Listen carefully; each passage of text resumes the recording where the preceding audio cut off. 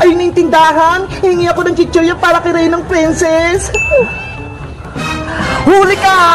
Ah! May tao! Hoy, Diwata! Huwag kang maingay! Nililoko lang kita! Bebang! Tulong! Si Rafaela yun na! Baka napahamak siya! Kailangan ko siyang tulungan! Ops! Diyan ka lang, Bebang! Huwag kang aalis! Reyna Princess! Nasa panganib si Rafaela! Baka kunin siya ng mga tao! Kaya tutulungan ko siya! Hindi pwede! Dapat nga mawala si Rafaela para walang agos sa magic wand ko! Ang sama-sama mo, Princess! Gaman ka sa kapangyarihan! Ipagpatuloy mo yung pagbabaypay, Bebang, kung ayaw mong maging palaka!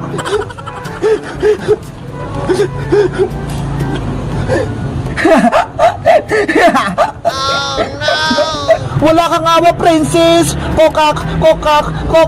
Bebang! May tao gustong kumuha sa akin! Tulungan mo ako! Nge! Hindi kita kunin, oh! Mabait ako! Tsaka, kilala mo ba si Bebang? Bakit tinawag mo yung pangalan niya? Kaibigan ko si Bebang! Isa siyang tao! Ako din! Isa akong tao! Pwede mo akong maging kaibigan, Diwata!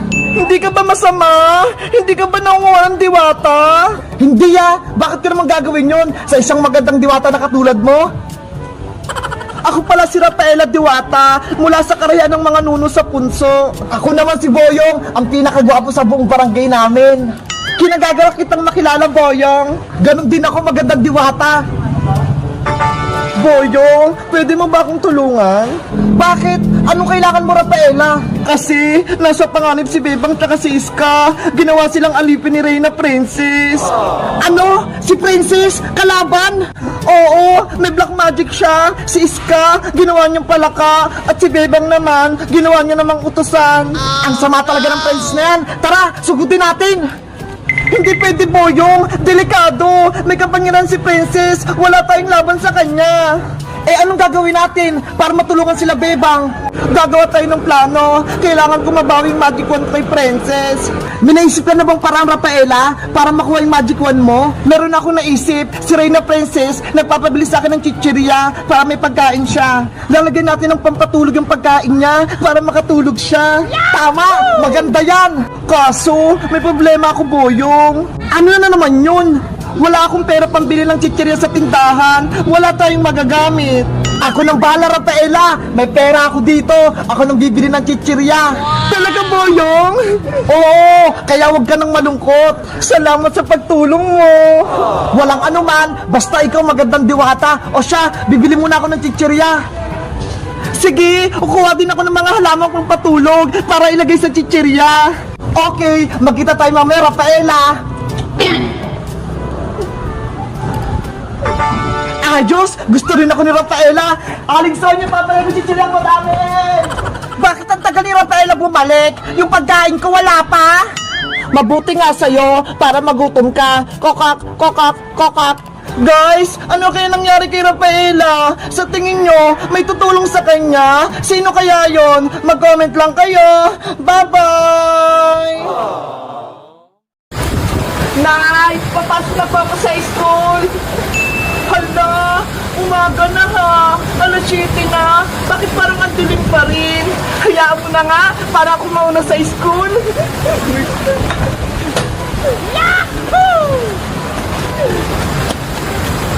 Nasaan na kaya si Princess? Bakit wala pa rin sila?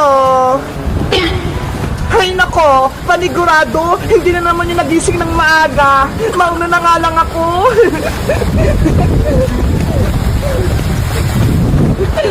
Dadala ako sa shortcut para mabilis ako magpunta sa school namin.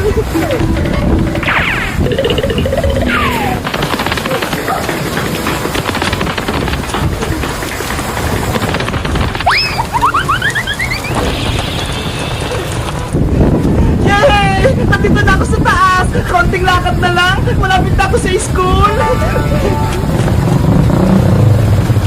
Guys, alam nyo ba, may kwento ako sa inyo. Si Princess, di ba pinagsulat ni teacher sa Noisy? Tapos, hindi niya sinulat yung pangalan niya. Kaya ayun, sinumpong namin siya kay teacher. Tapos, ang nangyari, ang dami niyang points, 100.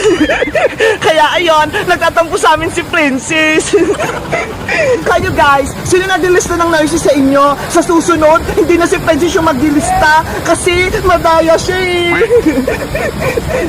Guys, malapit na ako sa gate ng school namin. Ayun na lang oh. Tara, tumakbo tayo.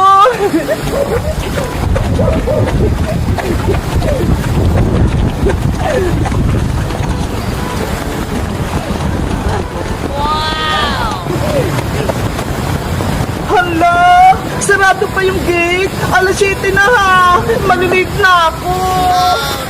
Manong guard, buksan mo tong pinto.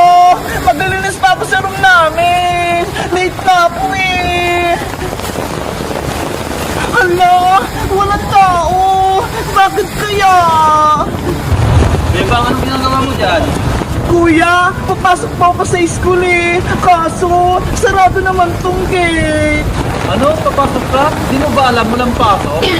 Ano po? Walang pasok? Bakit po? Eh, di mo ba alam suspended yung klase nyo dahil nga may bagyo? Tignan mo nga ang sama ng panahon. Eh sabi po kasi ni nanay, papasok ako eh. Naku, umuwi ka na, Bebang. Delikado. Lumalakas pa yung hangin. Oo nga po eh. Ang lakas-lakas na. Bilisan mo, baka lipadin ka pa ng hangin. Sige po, aalis na po ako.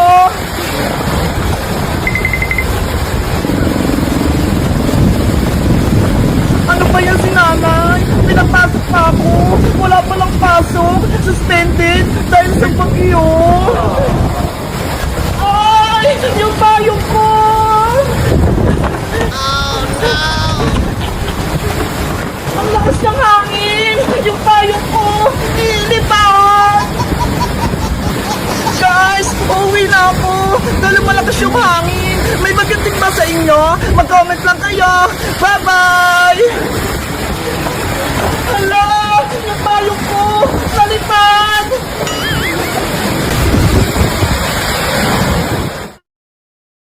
Bebang! Iska! Natakas ako sa aling mangkukulam!